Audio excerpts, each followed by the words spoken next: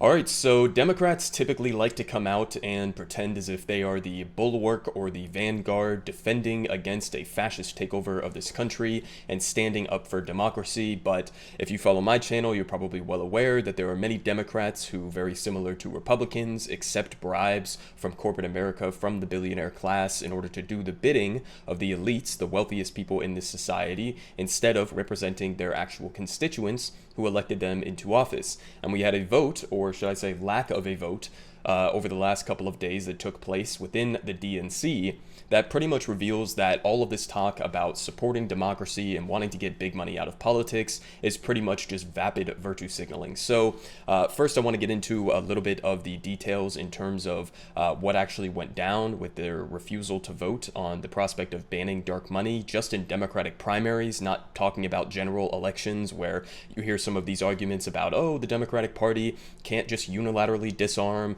and face Republicans without accepting some of the same bribes from corporate America, because then we would be absolutely crushed. This is just talking about within specifically Democratic primaries. So it is a perfect opportunity for the Democratic Party to actually demonstrate that they do in fact believe in true democracy instead of a system that is basically ruled by the top 1% within this country. And so as you can see here from Common Dreams, they absolutely failed on this measure. He says here, Jake Johnson from Common Dreams says, abhorrent and anti-democratic outrage as DNC panel blocks a vote on dark money bans. So not only did they refuse to ban dark money within Democratic primaries, but they wouldn't even allow a vote to take place on that measure because they basically didn't want to have to put corporate Democrats on the record so that people would be able to see exactly who the corrupt motherfuckers within this party actually are. So we're going to return back to this article here to see some of the responses to this. But first I want to give a little bit of credit here to Lever News for initially tracking this story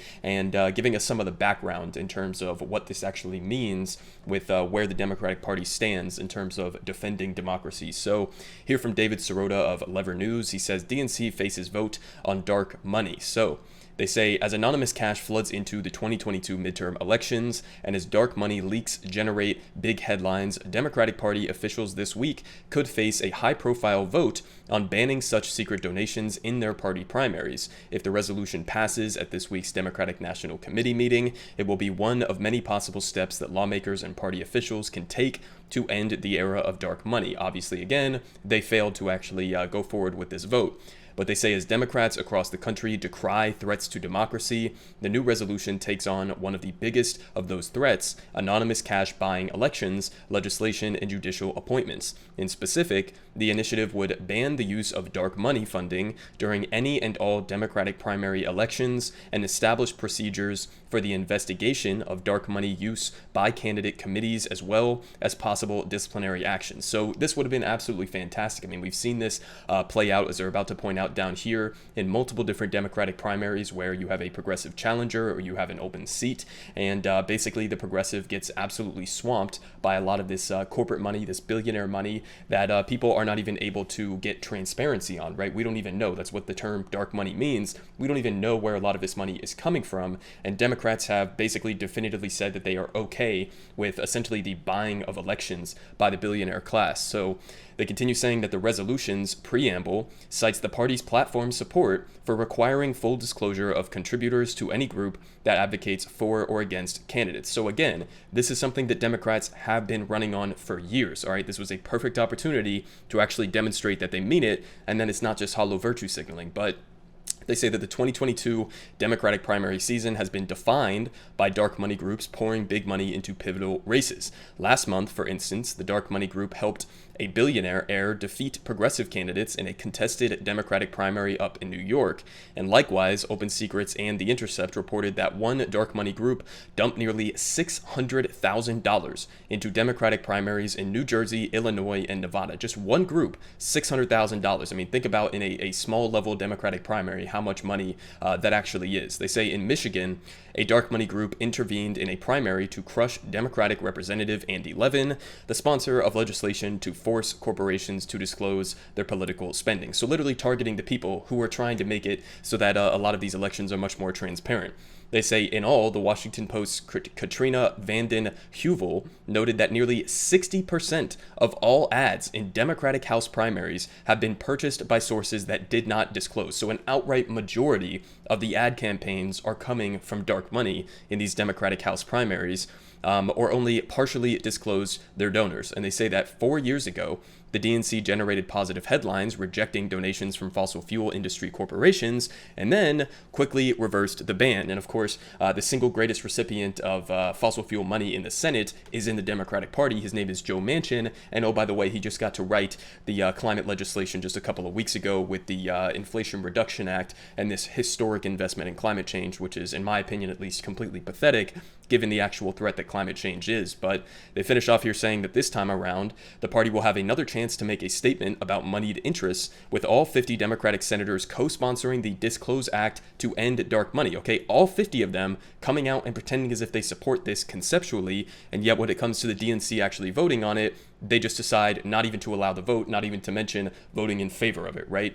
And they say that the vote will provide a glimpse of whether the party is serious about addressing this threat against democracy. Obviously, they're not. And Whitmer told The Lever that the initiative will be voted on by the DNC's resolution committee on Thursday. And if it passes, it will go to a full DNC vote on Saturday. But obviously, as the headline from the beginning of this video was saying, they didn't even let it come to a vote. So here from Jake Johnson at Common Dreams, he says, a Democratic National Committee panel on Thursday refused to allow a vote on a resolution aimed at banning dark money from the party's primary process, a decision that sparked outrage from progressive DNC members and others who backed the proposal.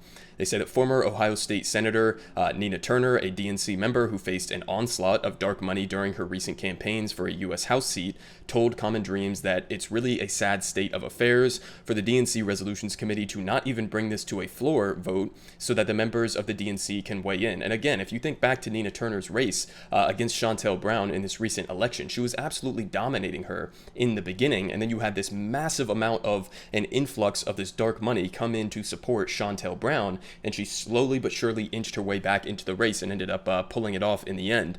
But they say that this should be judged through the lens of right and wrong, said Turner. It is wrong to allow dark money to enter any primary in any state in any race.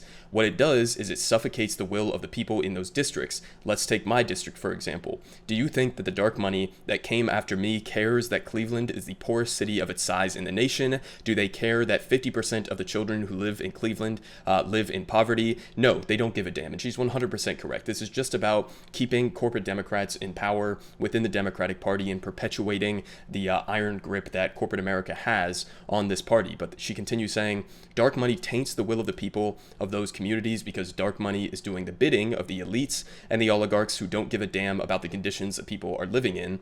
She said the Democratic Party, by not allowing this resolution to come to the floor, is complicit in the railroading of democracy itself. And again, she's 100% correct. And not only have Democrats been complicit in terms of perpetuating dark money within even their own primary elections. Again, we're not talking about in the general elections, which you shouldn't be accepting dark money in the general elections either, but we're just talking about within Democratic primaries themselves. So we're not talking about elections where a Democrat would possibly be hurt by not having some of this dark money and then therefore lose to a Republican. We're just talking about specifically within these inter-party fights. And what the Democratic Party is explicitly saying now is that they are perfectly willing with continuing to allow billionaires and corporate America to use these dark money PACs in order to basically buy these seats. But they continue here saying that supporters of the ban cited the torrent of dark money that poured into Democratic primary races across the country this year in an effort to defeat progressive candidates and bolster powerful incumbents, a strategy that in a number of high-profile cases succeeded.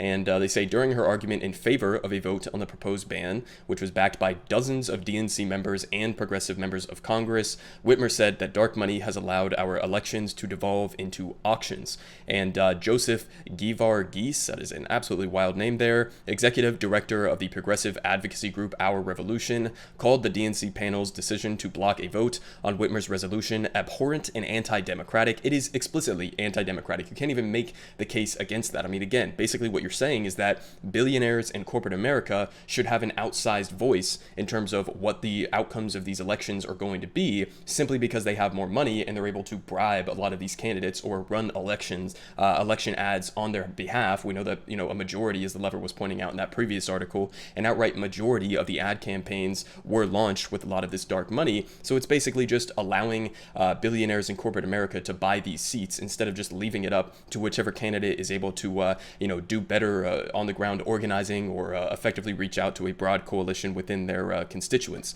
But they continue saying that Democrats can't be the party of democracy in one breath and then let an astronomical sum of money from Republican mega donors and corporate interests flood Democratic primaries, he said. So, I mean, this is also true. I mean, even if you look at the specifics of Nina Turner's race, Shontel Brown was literally taking donations from Trump donors, from Republican mega donor billionaires. Okay, so, I mean, again, you're basically letting Republicans, you are letting corporate America, you are letting the billionaire class, the elites, the oligarchs within this country decide the outcome of inter-party battles within the Democratic primary. And, it doesn't even just go to that extent to demonstrate how little Democrats are taking the current threats to whatever semblance of democracy that we have left in this country. You could also look at instances of them choosing to actively prop up a lot of these straight up like QAnon fascists within the Republican Party, these Trump supporters within the Republican Party, election deniers within that party, and they are actively trying to assist them in winning a lot of these Republican primaries because they think maybe they'll be slightly easier to beat than some establishment Republican, but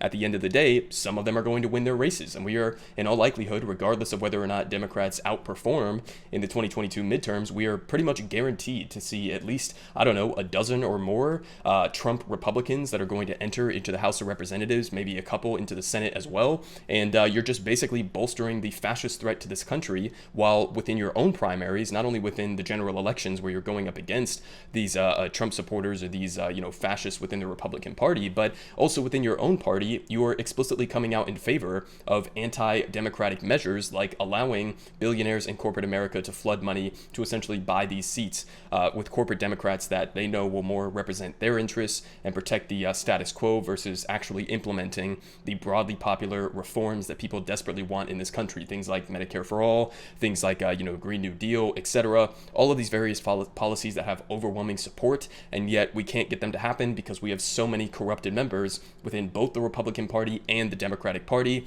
And this measure, or not allowing this measure to even come for a vote, is not only pathetic, but it is only going to perpetuate the consistent threat to democracy in this country. Everyone is saying good politic guy has the best politics. Believe me, no one does it like him.